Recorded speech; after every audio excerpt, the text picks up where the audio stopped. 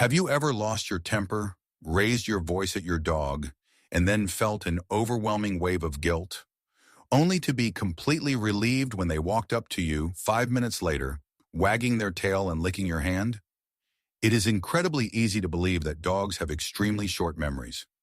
As owners, we often comfort ourselves with the idea that they live entirely in the present moment, ready to forgive and forget any mistake we make, as long as we offer a quick treat or a gentle pat on the head. But what if that tail wag doesn't mean the psychological wound has completely vanished? The truth is, canine emotional memory is far more complex than we give it credit for. While they might not hold grudges exactly the way humans do, there are specific everyday actions you might be doing that are silently and permanently breaking their trust. These are the deep emotional scars that a simple apology cannot erase. Many dog owners are heartbroken when they notice their once affectionate companion suddenly becoming distant, flinching at sudden movements, or acting unusually stubborn for no clear reason. The problem is that we often project human concepts of forgiveness onto our dogs. We assume that because they don't hold grudges in the human sense, a few treats or a gentle belly rub can easily erase the impact of us yelling, forcing, or unintentionally scaring them. However, canine behavioral research and practical observation tell a very different story. Dogs are masters of associative learning. They might not plot revenge, but their nervous systems remember exactly who, what, and where made them feel deeply unsafe. In this video, we are going to break down 6 everyday things you might be doing that a dog will never truly forgive. These aren't intentional acts of cruelty, but rather common miscommunications that silently damage your bond. By understanding these 6 crucial points, you can stop accidentally breaking their trust and start building a relationship based on true safety. Let's begin with one of the most common mistakes that almost every dog owner has made in a moment of frustration. Number 1, punishing them after they finally come back to you. When your dog slips out the front door or runs off at the park, it is terrifying. You call their name frantically, and when they finally trot back to you 10 minutes later, what is your first instinct? For many owners, it is to yell or scold them out of sheer relief and frustration. People often think the dog understands they are being punished for running away in the first place, assuming the dog feels guilty for ignoring the command. However, canine behavior researchers have consistently observed that dogs learn through immediate association. They have a very narrow window, often just a few seconds, to connect a behavior with a consequence. When you yell the moment they return, they do not associate the punishment with running away. They associate it with the exact last thing they did, coming back to you. The true meaning your dog takes away from this is that returning to your side is dangerous and results in a negative, frightening outcome. To fix this, you must swallow your frustration. Always praise and reward your dog the exact moment they return to you, no matter how long it took or what they did beforehand. Building a reliable recall is about making yourself the safest, most rewarding place in the world. Speaking of safety, the next mistake happens entirely inside your own home. Number 2, invading their absolute safe space. Have you ever reached under the bed, behind the sofa, or deep into a crate to pull a hiding or sleeping dog out? Many owners do this thinking it is harmless, perhaps because it is time for a walk, or because they want the dog to come socialize with house guests. We often misunderstand a dog's need for isolation, viewing it as stubbornness or assuming they just need a little coaxing to join the fun. Studies on canine stress responses show that a dog's den or chosen hiding spot is crucial for their mental health. When a dog retreats, they are actively regulating their nervous system. By reaching into that space and dragging them out, you are stripping away their only coping mechanism. Taking away their option to retreat triggers their natural defense instincts. The true meaning behind their reaction, whether it is freezing, trembling, or even a low growl, is that they feel completely cornered and vulnerable. They are learning that no place in your house is truly theirs. The specific advice here is simple. Respect their boundaries. If your dog is in their safe space, leave them be. Use a high-value treat or a cheerful voice to encourage them to come out on their own terms. If you consistently respect their sanctuary, they will trust you more when they are outside of it. If this is helping you understand your dog better, take a second to like this video and subscribe. And stay until the final sign, because it is often the one owners miss the most. even though it can completely change how safe your dog feels around you. Number 3, tricking them into terrifying situations. We have all been tempted to use a shortcut. Maybe you lure your dog into the car with a piece of cheese, only to drive them straight to the vet for a painful shot. Or perhaps you use their favorite toy to trick them into the bathtub when they clearly hate water. Owners often rationalize this as a harmless white lie, a necessary trick to avoid a wrestling match and get a stressful task over with quickly. But this is a dangerous game to play with canine psychology. Studies on canine social cognition have shown that dogs are highly observant and can actually recognize human deception. When you use something they love to trick them into something they fear, you are poisoning the positive cue. The true meaning your dog extracts from this experience is that your promises are unreliable. Over time, that enthusiastic, "let's go for a ride," will be met with suspicion, anxiety, and a dog that refuses to budge. Instead of deception, be honest and patient.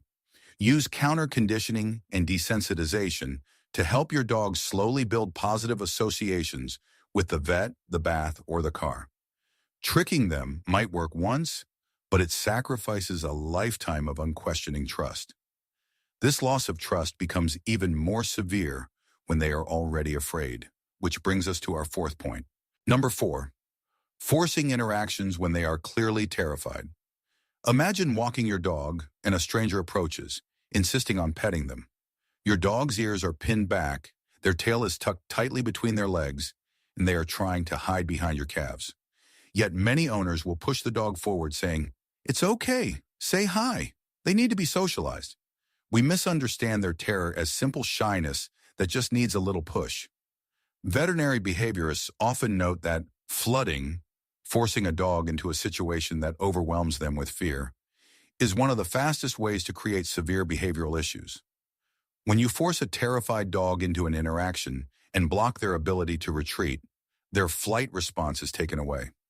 The only option left is fight. Your dog feels entirely abandoned by the one person who is supposed to protect them. The message they receive is, "My owner will not keep me safe from threats." To prevent this emotional damage, you must become your dog's fiercest advocate. It is absolutely okay to tell strangers, "No, they do not want to be pet today." Step in front of your dog, block the approaching threat, and give them the space they need to observe from a safe distance. Your dog needs to know you have their back, especially when they are quietly begging for help. Number 5, ignoring their subtle, silent cries for help. This often happens in households with children or overly enthusiastic guests. A toddler is tightly hugging the family dog. The dog is not growling, so the owner assumes they are tolerating it well and playing nicely. But if you look closely, the dog might be licking their lips repeatedly, yawning when they aren't tired, showing the whites of their eyes, whale eye, or deliberately turning their head completely away. People often think a dog is fine as long as they aren't snapping or barking. However, canine behaviorists define these subtle movements as calming signals or appeasement gestures. This is your dog's incredibly polite way of saying, "I am extremely uncomfortable. Please stop." When you ignore these subtle cries for help, you force the dog to escalate their communication. The true meaning of an unexpected bite is often years of ignored whispers. They lose trust in your ability to read their comfort levels and protect them from stress. The advice here is to study canine body language diligently, intervene early when you see these calming signals, redirect the child, give the dog an exit route, and praise the dog for communicating so politely. Do not wait for a growl to take action. Recognizing these quiet signs is vital, but how you physically react to them matters even more. Number 6, using your hands as weapons of intimidation. This is the final, most critical, and unforgivable point. In a moment of intense anger, perhaps after the dog has destroyed an expensive piece of furniture or had an accident inside, an owner might raise a hand to strike them, push their nose into the mess, or aggressively pin them to the ground. Many people still mistakenly believe that physical punishment or alpha rolling is necessary to establish dominance or show the dog who is the boss. Modern behavioral science has thoroughly debunked dominance theory, proving that physical punishment does not teach a dog how to behave. It only teaches them to fear you. To a dog, human hands are the ultimate symbol of love, care, and sustenance. When those exact same hands are used to inflict pain or terror, the fundamental psychological link of safety is completely shattered. The profound true meaning here is a deep-seated betrayal. A dog raised with physical intimidation will live in a state of chronic anxiety, always flinching, ducking, or blinking heavily when a hand moves too quickly near their face. Never, under any circumstances, use physical force, hitting, or intimidation to train your dog. If you feel yourself losing your temper, walk away and take a deep breath. Always utilize positive reinforcement methods to teach them what to do, rather than hurting them for what they did wrong. A relationship built on fear is not respect. A true bond is built entirely on consistent, unwavering trust and gentle hands. Understanding your dog is not about demanding perfection from yourself, but committing to a foundation of safety. Whether it is respecting their hidden safe spaces, listening to their quiet, calming signals before they escalate, or ensuring your hands are only ever used for love, these everyday choices build their unquestioning trust. Remember, a dog might forgive a mistake, but it doesn't mean the emotional scar simply disappears. Have you ever unknowingly done one of these things, only to realize later the impact it had on your companion? Share your story in the comments below. If you learned something new about the silent ways your dog experiences the world, subscribe for more quiet truths about canine behavior. And to uncover the subtle body language signs that prove your dog feels completely safe with you, watch the next video on our screen.